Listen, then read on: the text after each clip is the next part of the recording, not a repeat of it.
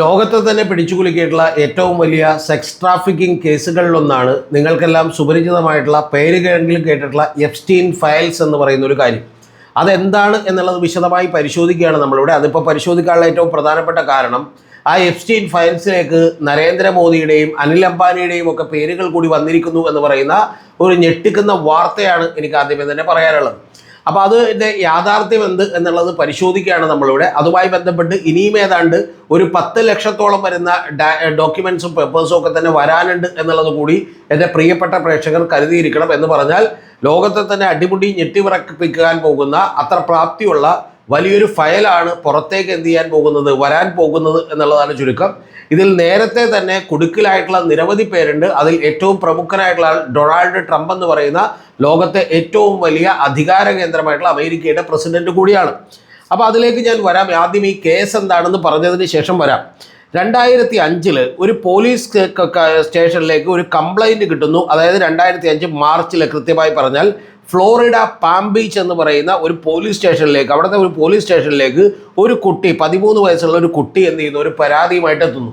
പരാതി ഇതാണ്: ആ കുട്ടിക്ക് പരിചയമുള്ള മറ്റൊരു കുട്ടി എന്ത് ചെയ്തിരിക്കുന്നു, ആ വീട്ടുകാർ അവരെയും കൂടി ഒരു ആൾ എന്ത് ചെയ്തിരിക്കുന്നു, ഒരു മസാജ് ചെയ്ത് കൊടുത്തിട്ടുണ്ടെങ്കിൽ നിങ്ങൾക്ക് $200 $300 ഇടക്ക്, അത് അത്യാവശ്യം തരക്കേടില്ലാത്ത തുകയാണ്, ആ തുക കിട്ടും എന്ന് പറഞ്ഞ് എന്ത് ചെയ്യുന്നു, വിളിപ്പിക്കുമ്പോൾ അവിടെ ചെല്ലുന്ന ഒരാൾ, അദ്ദേഹം യഥാർത്ഥത്തിൽ ഒരു ബാത്ത് ടവൽ മാത്രം ഇട്ട് അവിടെ ഇരിക്കുകയാണ്.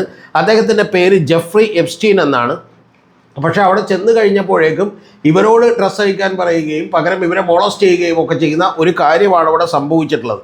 അപ്പോൾ ഇത്തരത്തിലുള്ള ഒരു പരാതി ഏറ്റവും ആദ്യമേ തന്നെ കിട്ടുന്നു. ആ പരാതിയിൽ ഉടനെ തന്നെ പോലീസ് കേസെടുത്തുകൊണ്ട് അന്വേഷണം ആരംഭിക്കുന്നു. അങ്ങനെ അവിടെ പാം ബീച്ച് പോലീസ് സ്റ്റേഷനിലെ ചീഫ് എന്ത് ചെയ്തിരിക്കുന്നു, ഇത്തരത്തിലുള്ള ഒരു കേസെടുത്തുകൊണ്ട് എന്ത് ചെയ്യുന്നു, അന്വേഷണം ആരംഭിക്കുന്നു. അന്വേഷണം ആരംഭിച്ചതിന് ശേഷമാണ് ഇവർക്ക് മനസ്സിലാകുന്ന ഒരു കാര്യം: ഈ കുട്ടിക്ക് ഇതുപോലെ സംഭവിച്ചിട്ടുള്ള മറ്റേതെങ്കിലും കുട്ടികളുണ്ടോ എന്നറിയുമ്പോഴേക്കും ആ സ്കൂളിലെ കുട്ടികളിൽ മറ്റൊരാൾ കൂടി ഇതേ അനുഭവം ഉണ്ടായി എന്ന് പറഞ്ഞ് 2 പേരുടെ പേരുകൾ കൂടി ഈ കുട്ടി പറയുന്നു.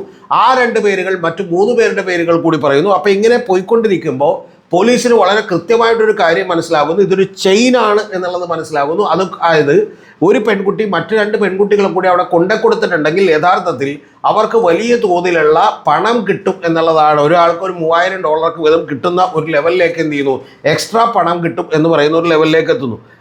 അങ്ങനെ കിട്ടിക്കൊണ്ടിരിക്കുമ്പോൾ ഇതിൽ നിരവധിയായിട്ടുള്ള ചെയിനുണ്ട്, ആളുകളുണ്ട് എന്നുള്ളത് കൃത്യമായിട്ട് എന്ത് ചെയ്യുന്നു, മനസ്സിലാവുന്നു. അങ്ങനെ കൃത്യമായിട്ട് മനസ്സിലാകുമ്പോൾ ഈ പറയുന്ന അന്വേഷണം അഥവാ FBI കൂടി അതായത് ഫെഡറൽ ബ്യൂറോ ഓഫ് ഇൻവെസ്റ്റിഗേഷൻ കൂടി മെയ് 2016 ഇതിൻ്റെ വലിയ തോതിലുള്ള അന്വേഷണം ഏറ്റെടുക്കുന്നു. കാരണം ഇതൊരു പിരമിഡ് സ്കീമിലുള്ള എക്സ്ട്രാ മണി കൊടുത്ത് വീണ്ടും ആളുകളെ എന്ത് ചെയ്യുന്ന ഇതിലേക്ക് എത്തിക്കുന്ന ഒരു പരിപാടിയാണ് എന്നുള്ളത് എന്ത് ചെയ്യുന്നു, മനസ്സിലാക്കുന്നു. അത് യഥാർത്ഥത്തിൽ ഫ്ലോറിഡ മുതൽ ന്യൂയോർക്ക് മുതൽ ന്യൂ മെക്സിക്കോ, ഈ പറയുന്ന പോലെ മെക്സിക്കോ മുതലുള്ള ഒരുപാട് വിക്ടിംസിൻ്റെ ഉണ്ട് എന്ന് മനസ്സിലാക്കുന്നു. അങ്ങനെ ഏതാണ്ട് ഇതുമായി ബന്ധപ്പെട്ടിട്ടുള്ള 53 പേജിൻ്റെ ഒരു വലിയ റിപ്പോർട്ടാണ് യഥാർത്ഥത്തിൽ ഈ പോലീസ് ഉണ്ടാക്കുന്നത്. ഇത് ഇൻ്റർനാഷണൽ സെക്സ് ട്രാഫിക്കിംഗ് ആണെന്നും അതിൽ നിരവധി ആളുകളുടെ മൊഴിയെടുത്തതിൽ നിന്ന് മനസ്സിലാകുന്ന ഒരു കാര്യം: 36ഓളം വരുന്ന മൈനർ ആയിട്ടുള്ള വിക്ടിംസ് ആണ് ഇതിനകത്തുള്ളത്. കൂടാതെ ഒരു ഡസൻസോളം വരുന്ന, അതായത് 1-2 ഡസനോളം വരുന്ന വിറ്റ്നസ്സുകളും ഇതിനകത്തുണ്ട് എന്നുള്ളത് അവർ കണ്ടെത്തുന്നു. കൂടാതെ ഈ ജെഫ്രി എപ്സ്റ്റീൻ എന്ന് പറയുന്ന ഒരാളുടെ സഹായിയായിട്ട് ഗിലൈൻ മാക്സ്വെൽ എന്ന് പറയുന്ന ഒരു സ്ത്രീ കൂടി ഉണ്ടെന്നും ആ സ്ത്രീയാണ് ഇത്തരത്തിൽ കുട്ടികളെ ആകർഷിച്ച് ഈ പറയുന്ന ലിറ്റിൽ സെയിൻറ്റ് ജെയിംസ് എന്ന് പറയുന്ന 75 ഏക്കർ വിസ്തീർണമുള്ള ഒരു ചെറിയ ദ്വീപിലേക്ക് ഈ പെൺകുട്ടികളെ കൊണ്ടുപോവുകയും അവിടെ പാർപ്പിക്കുകയും ചെയ്തിരുന്നു എന്നുള്ളതെല്ലാം പിന്നീട് എന്ത് ചെയ്യുന്നു, വെളിവാകുന്ന ഒരു കാര്യമാണ്. അപ്പോൾ അത്തരം കാര്യങ്ങളിലേക്ക് ഈ എപ്സ്റ്റീൻ ഫയൽസിൽ ഏതാണ്ട് 1600 തവണയാണ് യഥാർത്ഥത്തിൽ ഡൊണാൾഡ് ട്രംപ് എന്ന് പറയുന്ന ഒരാളുടെ പേര് പരാമർശിക്കപ്പെട്ടത് എന്ന് നിങ്ങൾ മനസ്സിലാക്കണം. 1980-കൾ മുതൽ തന്നെ ഡൊണാൾഡ് ട്രംപും ഈ പറയുന്ന ജെഫ്രി എപ്സ്റ്റീനും തമ്മിൽ വലിയ സൗഹൃദത്തിലായിരുന്നു എന്ന് നിങ്ങൾ മനസ്സിലാക്കണം. കൂടാതെ 8 തവണ ഇവർ ഒന്നിച്ച് അവരുടെ പ്രൈവറ്റ് ജെറ്റുകളിൽ പറന്നിട്ടുണ്ട് എന്നുള്ളതും ഏറ്റവും പ്രധാനപ്പെട്ട കാര്യമാണ്. ഡൊണാൾഡ് ട്രംപ് തന്നെ ഒരിക്കൽ പറഞ്ഞിട്ടുള്ളത് അദ്ദേഹം വളരെ രസകരമായ ഒരു ഫൺഫീൽഡ് പേഴ്സൺ ആണ്, അദ്ദേഹവുമായി സംസാരിക്കാനൊക്കെ വളരെ നല്ല കാര്യമാണ് എന്നുള്ളതാണ് പുറത്തുവിട്ടേക്കുന്നത്.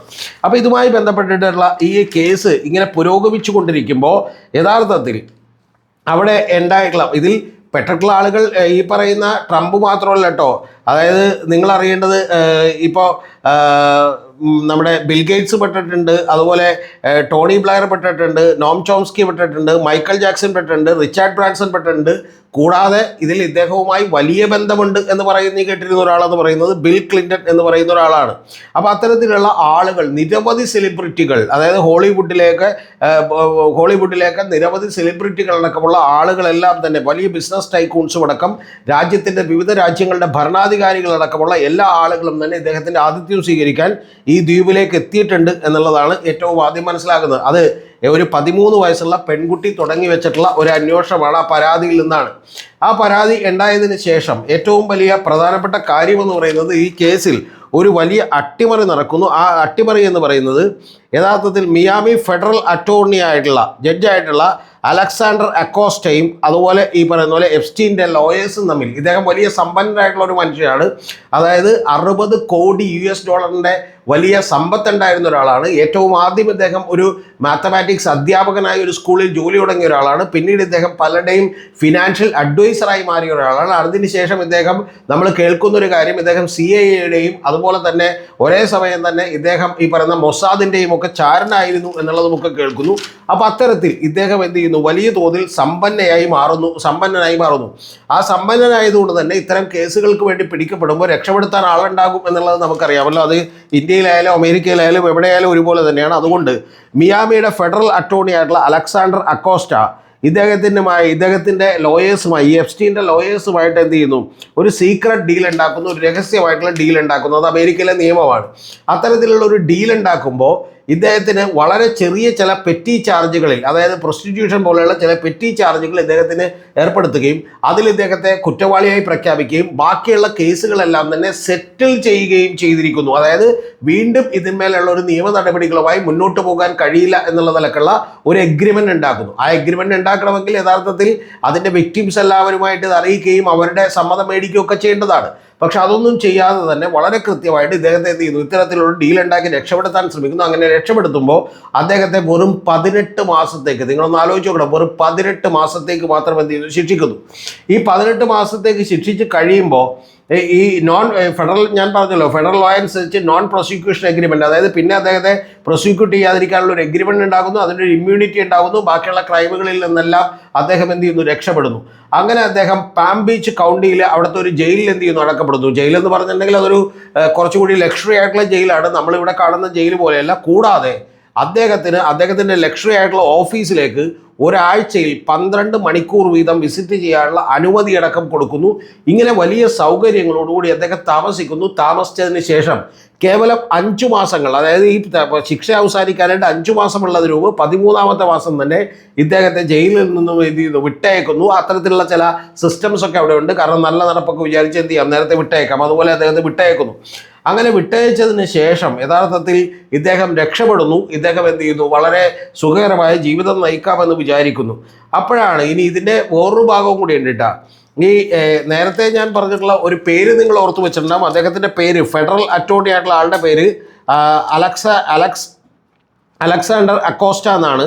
ഈ അലക്സാണ്ടർ അക്കോസ്റ്റ എന്ന് പറയുന്ന ഒരാൾ, യഥാർത്ഥത്തിൽ അലക്സ് അക്കോസ്റ്റ എന്ന് പറയുന്ന ഒരാൾ ഈ പറയുന്ന ഡൊണാൾഡ് ട്രംപ് അധികാരത്തിലേക്ക് വരുമ്പോൾ അദ്ദേഹത്തിൻ്റെ ലേബർ സെക്രട്ടറി ആയിട്ട് എന്ത് ചെയ്യുന്നു, ജോയിൻ ചെയ്യുന്നു.